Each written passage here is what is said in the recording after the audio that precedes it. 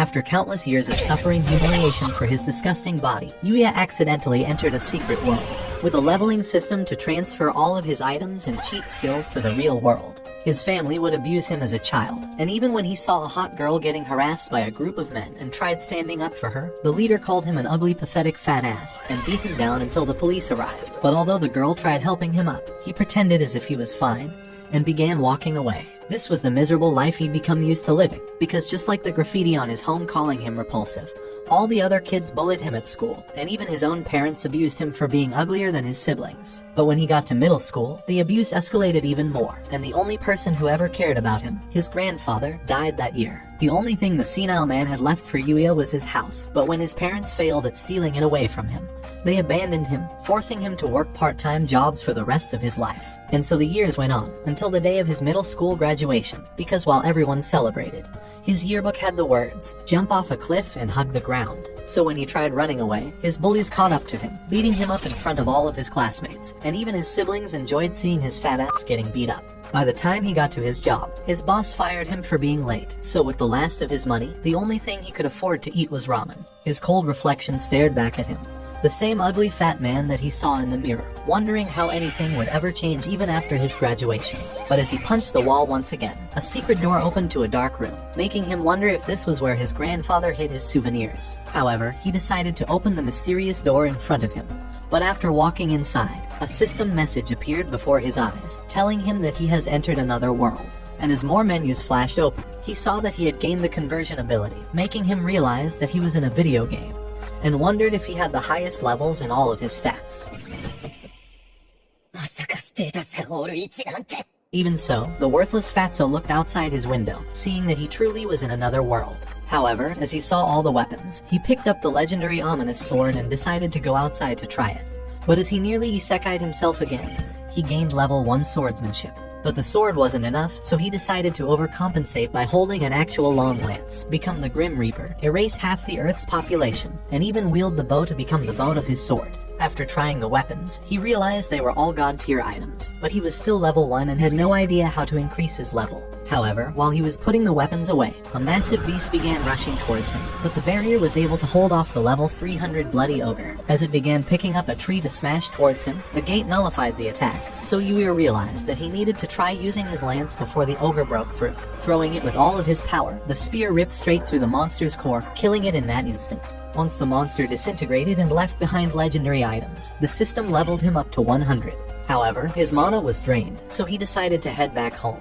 But the system asked him to convert his legendary items into money, giving him $15,000. But that wasn't the end, because while he slept that night, the neurons inside of his muscles activated, transforming every inch of his body. When he woke up, he realized that he now had a ripped six-pack, and even his Asian persuasion was replaced with Tyrone's Punisher, making him realize that his body was now different. However, he was glad the mirror was broken, because he didn't want to see his disgusting face anyway. But with none of his clothes fitting, he put on the mystical outfit in the sage's house, since they adjusted to fit him perfectly. As he walked outside, he saw that his garden was filled with legendary class plants. But before he could water them, a hell slime appeared that was level 200, so Yuya activated his item box to release his god spear, killing the monster with a single strike. Among the common loot items, he found an epic rarity necklace that converted sunlight into mana, and had already reached level 150. Throughout the weeks, he began growing his garden while learning about this mysterious world, and trained every single day as he started forgetting about his depression. But while he was walking around the fields one night, he blocked an elite goblin before it would attack him, and leaped into the sky to knock it away, before infusing his lance with his mana to rip the goblin's head off. As the sun was setting, he realized that leveling up was getting harder, but no matter how strong he got in this world, he knew that tomorrow would be hell when school started all over again. So after converting the goblin's drops into $5,000, he decided to buy a new school uniform. And all the girls thought he was the hottest man alive. Even his sister wanted to taste his sword. Once he sat down in his seat, his bullies approached him and thought he was a transfer student. But he revealed that he was actually Yuya. As they wondered how he was the same pig they bullied, he decided to run to the bathroom, realizing that he now had the hottest face in this school. Once the day was over, his siblings wondered how their worthless fat-ass brother became so tall and skinny. But a limousine appeared, and a girl with red eyes came out, glad that she's finally found him. She revealed that she's been looking for him since the men bullied her because she wants to s*** his dick. Sorry, I meant she wanted to thank him, and has personally investigated him to track down his location, and the amount of sperm cells inside of him at a given time. She goes on to ask him if he wants to join Aose Academy, and when Yuya realizes she's referring to the best academy in Japan, she introduces herself as Kaori, and reveals that her father is the chairman of the school. But when Yuya thought that he was too brain-dead for that academy, his siblings went on to say that they're better than him in every way. However, Kaori rejected the idea of ever inviting such disgusting beings to her school. After all, she investigated the way they bullied their brother throughout the years. Hearing those words crushed them, but Kaori went on to grab him into her car, while his siblings realized they needed to kill their brother. Inside of Aose Academy, everyone was considered to be a genius, and when Yuya went on to meet the principal, Tsukasa thanked him for saving his daughter. So because of his bravery, the principal revealed that he would be paying his tuition. But although Yuya thought he was too dumb, Tsukasa asked him to try attending for a single day first, and went on to bring out the really big guns. The school's biggest milkers entered the room, saying that she would be his anatomy teacher, and would give him a hands-on lesson. Yuya thinks this is the best day of his life. He waits outside of her class and wonders how he's going to develop plot with his teacher in front of all of the students. He worries that all the guys might get angry, but if they all run a train on the teacher together, then it should be fine. The teacher tells Yuya to come inside already. Yuya climaxes inside his pants, and while introducing himself, he does everything in his power to hide the stain he created. All the students have noticed the stain, however, and Yuya realizes it's already over for him. However, all the girls think they want to taste his white cream, and even the guy decides to swing the other way for a day. What the f*** is going on right now? The teacher gets clapped. Sorry, I meant the teacher claps her hands, and tells Yuya to sit already so they can begin class. After sitting in the back, the girl next to him shared her book, but when he heard her cold attitude, he wondered if his stain was really this noticeable. At the same time, Kaori wondered if Yuya would fit in with everyone. And as the lessons went on, Yuya realized that this was the first time students cared more about learning than bullying him. When classes were over, all the chicks wondered if he was an idol or if he had a girlfriend. But a guy called Ryo asked them to leave him alone, and went on to take him to the cafeteria. At this school, all the meals are made by world-class chefs for free, so of course the fat ass thought this was paradise. After getting their meals, they went to sit with this worthless waste of space called Shingo. But when Ryo started talking about the new anime he's watching, Yuya realized they were just like him. However, Shingo revealed that they're also part of the gaming club, shocking Yuya as he's never been allowed to bring his phone to school.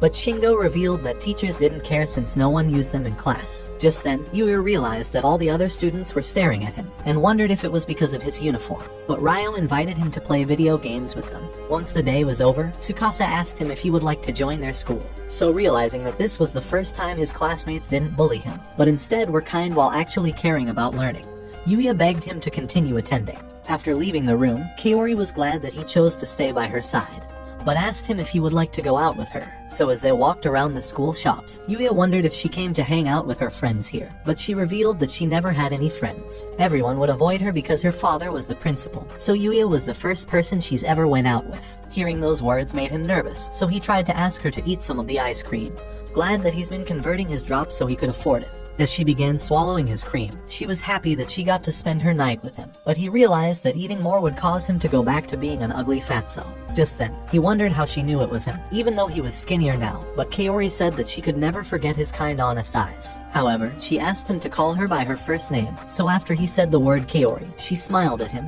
and offered him a piece of her ice cream. But after eating her strawberry cream pie, she realized that they just indirectly kissed and got embarrassed, but he offered to give her some of his cream, and all the girls thought they were the cutest couple alive. After Kaori swallowed all of his liquid, Yuya went to the other world to continue his leveling. But even with his full set of armor, he was still afraid of the monsters. However, he was able to defeat them with a single strike, but realized that he hasn't been able to get past level 235 for the last few days. The only way for him to get stronger was to venture outside of his fence. So as he thought of his day at school, he took his first step outside, ready to face his new challenge. However, he heard the sound of people screaming, so he unleashed his spear and began running towards the sound, seeing that tens of soldiers were killed with their bodies on the ground. And in the distance, a massive level 200 ogre general was about to kill a hot girl, so he rushed forward and launched his spear. But although the ogre parried it, Yuya leapt from the sky to crush his face down, ending his life with a single strike. As he tried approaching the girl, she screamed at him to watch out from behind, as a massive goblin struck down and launched him against a tree before he could notice. As his consciousness began fading, he realized that it was faster and stronger than him, but he knew that he was the only guy who could save this girl, so he rushed forward and pole vaulted over the goblin, before summoning his bow to unleash a barrage of arrows. In that instant, he summoned the Omni Sword and began sprinting towards the goblin, slashing it in half before it could react. As he approached the girl to make sure she was alright, she passed out. The next morning, Yuya wonders if that girl was alright after he left, but knows that the rest of the soldiers came to save her. While ironing his shirt, he realizes that he's been wearing the same Peter Griffin shirt every single day, so he decides to go shopping now that he's rich with all the drops. At the mall, Yuya takes the escalator and all the girls stare at him. He continues walking around and notices everyone eyeing him, so he tries to run to quickly take care of things. On the other side of the mall, a photo shoot manager was screaming because he's been waiting all morning for the boy model, so he decided to look for a random hot boy to be Miu's boyfriend instead. At the store, Yuya's noticed he's never bought clothes in years and thinks it's a lost cause. Two girls approach him and ask him if he could develop plot with them at the same time. Yuya wondered what type of story they were talking about, so they revealed that they wanted him to write a novel on their faces with the ink coming out of his pen.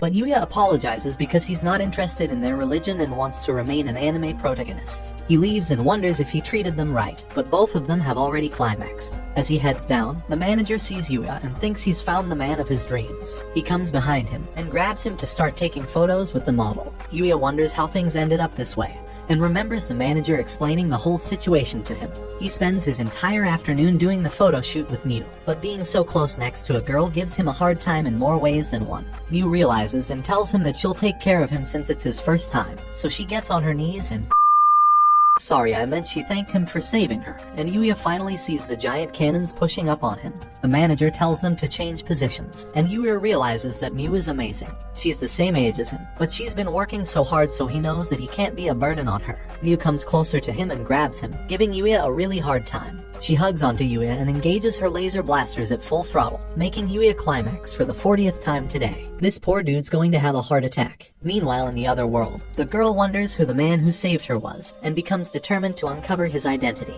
She tells the guards that she's going into the forest to find the person who saved her. Back at the mall, everyone is watching Yuya as he does the modeling, and as they keep talking, the manager takes photos to capture a realistic version of a couple. However, a man comes from the crowd, and all the girls recognize him instantly. His name is Shu, and everyone thinks he's the hottest guy alive. He's the guy who was supposed to do the photo shoot with Miu, and he gets down and tells her to wrap up this silly photo shoot quickly so they could go on a date. Miu tells him to wait, but he bangs against the wall and asks her why she ignored him the other day in public. Yuya tries to step in and tells him to get off Miu. Shu is angered that Yuya's interfering and steps on the plot armor.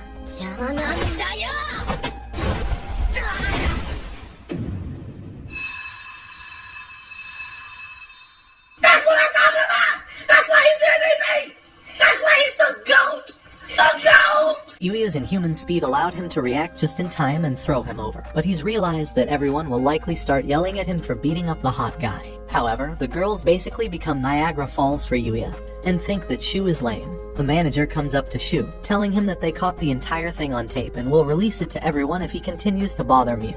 He runs away, and the manager is glad that he was able to get rid of him as he's been constantly causing Miu trouble. Since he's gone now, the manager offers Yuya to take his position since he's such a great model. But Yuya apologizes. He's enjoyed every bit of today, but has realized that he could never be a model with all of the dedication it takes. The manager respects his honesty and responsibility, so he hands him his payment for today. Since he's not their employee and they can't pay him with cash, the manager hand-picked him clothes that would look amazing on him. Inside the manager's car, Miu reminisces on her events today and all the photos she took with him, and the manager makes fun of her for crushing over Yuya. Back in the other world, Yuya is glad to have gotten all the clothes to dress like a real Chad, but decides it's time to train once more. Inside the forest, the soldiers are once again battling for their lives, and a giant orc comes from behind ready to end the princess. In the last moment, Yuya destroys the monster and saves her, and goes on to destroy every single enemy in his way in the most Giga Chad manner. After he's defeated all the enemies, Yuya heals the fallen soldiers and the princess comes up to him. She says that she's traveled all this way because she wants to say something to him.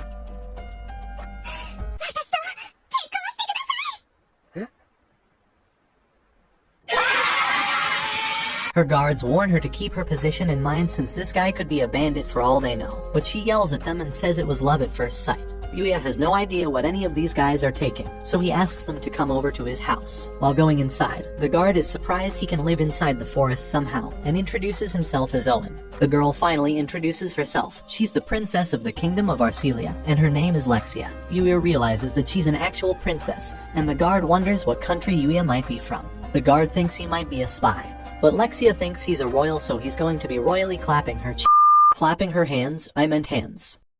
The guard is jealous that he's been defeated, but tells Yuya that they've been looking for him this entire time. Since he rescued Lexia from nearly dying, she hasn't left a single log unturned just to find him, and has been doing everything in her power to feel his rough lot. She begs him to marry her, but Yuya wouldn't want to suddenly marry a girl he's just met. Lexia understands that their love can't be so simple. After all, every romance novel has these challenges. Falling in love right away wouldn't be fun, she determines, so she asks him if he would like to just be friends for now. Yuya remembers all the times he'd wished for a friend, so he looks at her eyes and humbly accepts to be her friend. Owen is glad they were able to convey their gratitude. But there is one other matter. While Lexia's carriage was being taken away by the horses, she screamed that she will be waiting until the next time they meet. Before leaving, Owen informed Yuya that the king has invited him to his castle, so they will gladly wait until the day he's ready. Back inside the kingdom, a glass falls and breaks, and a bandit apologizes for not being able to assassinate the princess. The assassins he sent were all devoured by powerful monsters, but his leader wonders how Lexia is still alive if that was the case. The leader commands the bandit to try once more without failure. After he left, the leader took off his mask, swearing to take revenge for the damage Lexia's done to him. Inside of his home, Yuya writes down the day for meeting the king and realizes that today is the first day at his academy. He leaves the house and two girls think he's hot. On his way to school, everyone glares at his beauty and makes it difficult for him to blend in. The principal formally welcomes him to the school and tells him to enjoy his life here. Anatomy class is about to begin once again, but Yuya manages to keep it inside this time. During soccer, Ryo outclasses all the players on the field as he scores an incredible goal. Yuya is amazed by his pure skill, and a girl from behind thinks that Ryo's abilities are also amazing. But she asks Yuya if he's just watching alone. She introduces herself as Kaede, and Yuya has no idea what harem he's been reincarnated into. Ryo dribbles the ball past the players and passes it to Akira, who rushes forward to try and score the goal. But as he takes a shot, he completely misses and it heads towards Kaede's face. In an instant, Yuya graduates from Blue Lock and uses his supreme agility to shoot the ball from a tight angle and score the goal. All of the players are shocked, and he gets up like Prince Charming and approaches Kaede. He asks her if she's okay and offers his hand. She holds it and Akira comes begging for an apology, but Kaede tells him that she's fine because of Yuya. Ryo introduces Akira to him, and Akira thanks Yuya for saving both of them. Ryo calls him a cringe for begging Kaede to forgive him, and as they continue making fun of each other, Yuya starts laughing along with Kaede. Inside the plot armory, the girls think that Yuya is some secretive prince, and Kaori comes to ask what he did this time. Kaede comes to tell Kaori that Yuya jumped in midair and bent over to kick his ball into her face while she's bent over. Kaori wonders what this girl is taking, and Yukin says that she can hook her up if she ever wants to take a trip. All the girls geek out over how cool Yuya is and wonder if he's got a girlfriend. Kaori and Kaede both scream that he doesn't have one. But after screaming that, Kaori is shocked because she's recognized her feelings for him. During class, Yuya stares outside the window and sees Kaori waving at him, so he waves back. But just then, a group of bikers break through the gate and begin scaring all of the girls. Among them are Yuya's siblings, and they brought all the bikers here so they could mess Kaori up since she looked down on them. The leader commands the guys to grab her and go away, and Yuya realizes how bad this situation is and tries to save her. However, his legs tremble in fear. He may have fought stronger beasts in the other world, but the idea of going against his brother and sister sends fear into every bone in his body. The world begins twisting around him, but instead of faltering, he slaps his face to regain his cool, and tells everyone he's going. He opens the window and jumps out. As soon as he lands, he rushes with blinding speed towards Araki, the person who bullied him his entire life. Araki commands the rest of his group to take care of him, but with blinding speed, Yuya dodges every single one of their attacks and knocks all their weapons away. Araki tries to take matters into his own hand, but just before the bat hits him, he flashes away to save Kaori. Before he could reach her, a giant sumo wrestler stands in his way and jumps towards Yuya. However, Yuya maintains his position and stops him from moving with just his bare hand, casting him like he's a mere toy. The rest of the delinquents walk away from him in fear, but before he could save Kaori, one of them readies up their bike and tries to run him over. Yuya evades the attacks and narrowly dodges the wheels, and as all hope seems to be lost, he jumps 30 feet into the sky like Spider-Man, leaving the biker to run into the building and explode his bicycle. The police finally arrive and arrest all of the delinquents. Yuya asks Kaori if she's okay after all that happened. She thanks him and says she's fine but begins fainting, so he hugs her close to make sure she's okay. Yuya's brother wonders how the Red Ogres were so useless, but their leader holds him by the neck and says he will end him for trapping them. His sister tries to stop him, but he kicks her off and she watches as her brother is begging for someone to help him. Yuya grabs onto the leader's arm and pushes him off, but the leader runs to beat up Yuya. With a single glance, Yuya sends the fear of God into every bone in his body, and everyone wonders how he just collapsed, while all the delinquents are being taken away. His brother wonders why he saved them after they've tormented him so much. Yuya says he can't forgive them for all the things they've done to him, but he will never abandon his family. Hearing those words crushes them, and they begin crying as they apologize to him, and Kaori watches all of it. A few days later, Yuya is ready to go out exploring once more. He remembers Owen warning him about the forest being the most dangerous place in all of the lands. The monsters lurking here have the ability to level an entire city, confusing Yuya about why the sage chose to live here. He spent his time hunting through the forest as always, but as he was about to leave, he heard a little puppy's bark. A giant orc was beating it up with a stick, and the puppy did everything it could to continue standing up. It was a level 600 king orc with an attack of 20,000, so Yuya decided it was too dangerous for him to try saving the puppy. The king orc continued stomping on the little puppy, and Yuya realized that his grandpa would have never left in this situation. He took out his spear from the void box and launched it to distract the orc, immediately rushing to attack it. However, the orc was already destroyed by his spear. He's embarrassed for being such a wuss, but remembers that he was able to defeat a level 300 ogre when he was just level 1, so he wonders who this sage was that created such powerful weapons. The puppy growls at him in fear, but Yuya takes out a healing potion and gives it to the dog after it collapses. All of the wounds are healed, and Yuya is glad to have saved it before it perished. The little dog starts licking him and Yuya asks him if he's lost. The dog nods his head no, so Yuya asks him if his parents are gone, and the dog sadly responds. Yuya goes on to ask if he would like to come to his place, and the dog gets excited and barks happily. A status window appears, and Yuya sees that the dog is level 500 with all stats at 10,000. Even though he's shocked, he decided to give a name to the little dog, and because of its dark fur, he names it Night, and the dog barks happily to hear its new name. Among all the rare equipment that were dropped, Yuya sees a hairbrush that is considered a daily necessity item, and begins brushing Night with it. While brushing his new puppy, he checks the status window and notices that his level hasn't went up still. He leaves his puppy the next day and tells his friends that he's going to a pet shop. Kaede bends over the table and engages her laser blasters in his face. Yuya climaxes and tells her that she's rubbing him the wrong way. Kaede backs off and says that she could go to the pet store with him since she's free after school. This is the second time anyone's wanted to go out with him, and Kaede wonders if this would be considered a date. After a long day, Yuya finally gets back home to a sad Night, but he shows him all the gifts he brought him. He spent all afternoon picking them out with a friend so Night can have a nice leash when they take walks. He wonders if it's uncomfortable, but Night nods his head no, so they both go out in a walk. The girls are still opening all their floodgates when they see him, and as he walks, he stumbles on Kaori at the park. She sees his dog, and Yuya introduces Night as a new part of his family. Kaori asks to pet him and thinks that he's the cutest dog she's ever seen. She wonders what breed he is, but Yuya panics since he just brought him home from the wilderness. Even though he may be wild, she realizes that Night is an extremely smart dog, but a girl comes from behind and calls out Yuya's name. A wild Mew has appeared. Kaori wonders if she's the famous model, and Yuya's shadow introduces Mew to Kaori. Night jumps up and barks hello, and all the people in the park are jealous of the attention he's getting. Mew asks him if he's going to keep taking walks here because she wants to keep seeing him. Kaori hears their conversation and the sadness inside of her continues growing. Mew eventually leaves and Kaori tries to ask if him and Mew are dating each other. Yuya tells her that they aren't because there's no way he's good enough for her, but Kaori yells at him, saying he's wrong. He realizes that something is weird about her reaction, but just then, an old man screams that a thief has stolen her purse. Yuya releases Night to take care of him, which surprises Kaori, but he grabs her hand and drags her to the grandma to make sure she's okay. Night comes back dragging the bandit, and Yuya asks Kaori to call the police. The bandit gets away from Night when he hears their plans and begins running towards Kaori with a knife. But before he's about to end her, Yuya grabs his arm and uses his true martial arts skill to knock the bandit down, restraining him. The entire park is shocked by his abilities, and Kaori thanks him for saving her once again.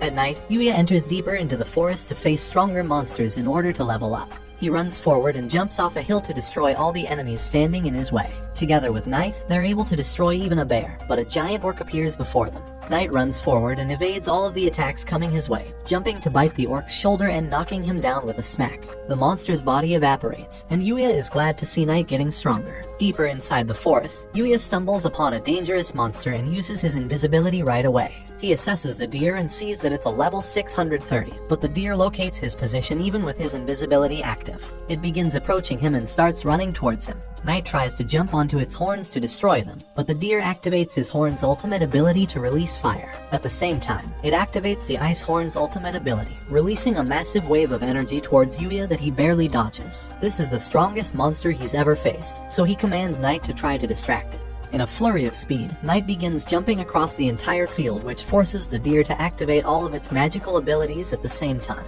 While it's on cooldown, Knight bites its neck, and Yuya sinks his spear deep into the deer. The deeper they go into the forest, the more they need to change their tactics, but Yuya thinks it's perfect for training. Yuya stares at the items the deer dropped, and one of them catches him by surprise. It is a portable bath, so he decides to use the item. A portable bath materializes before his eyes. This is exactly the type of item Yuya's been wanting, so he decides to head home with Knight to try it out.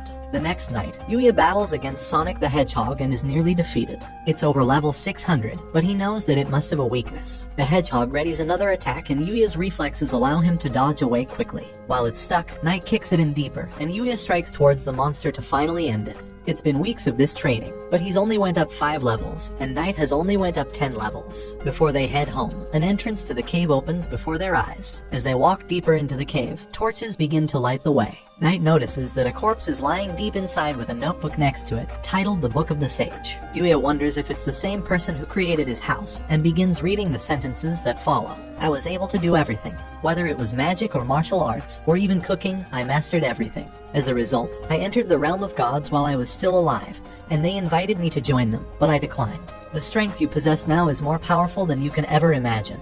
But people will come to one day hate you like they hated me. Yuya kept reading the sad story of the sage and wondered how he could avoid that loneliness. So the sage's voice responded in his head, telling him to build deep relationships with people he can trust. And the book said it will grant him knowledge of one thing he wished to know. Yuya said he would like to know magic, and before his eyes, the book began to flash a golden hue, and the sage said it has become filled with everything he needed to know about magic. The sage went on to say that he can't use magic since he's from a different world. For people in this world, magic travels through the blood vessels and formulates their magical pathways. Since Yuya lacks these magical pathways, the sage will bestow his own magical pathways upon him.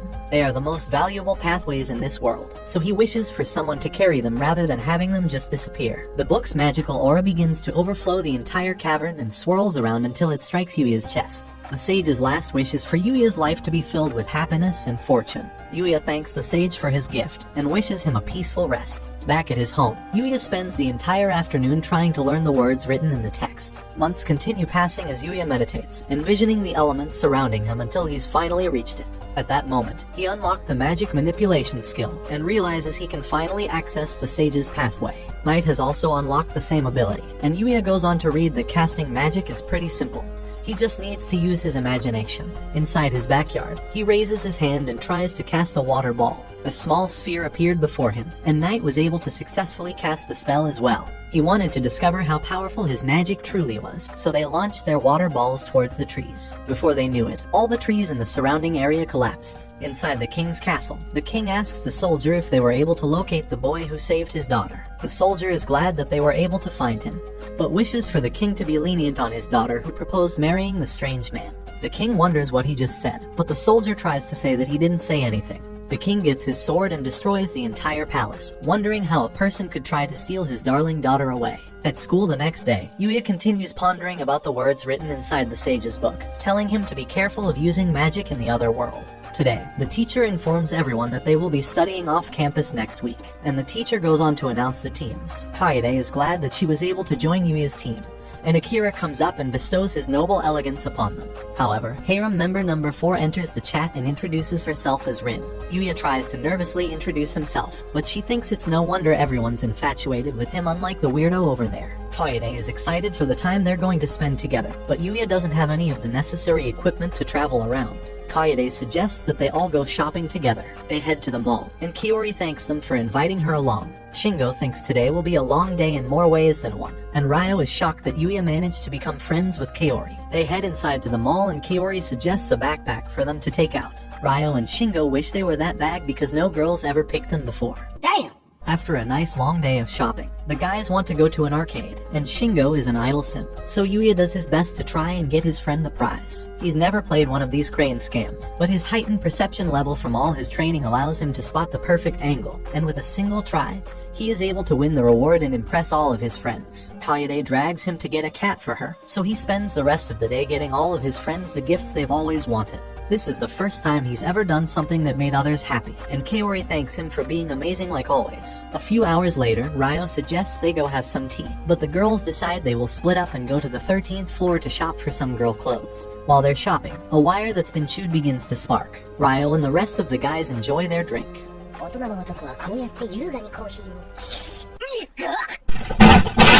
Shingo asks Yuya if something is off, but Yuya says it's just so much fun spending his time with friends and laughing the entire time. Just as he let those words out, the fire alarm went off and the announcer said that the upper floors were on fire. Yuya runs to try and go upstairs, but the management tells him that he should be just vacating instead. Ryo gets a call from Kaede and the others, and her voice struggles to breathe as she apologizes for not being able to get out in time.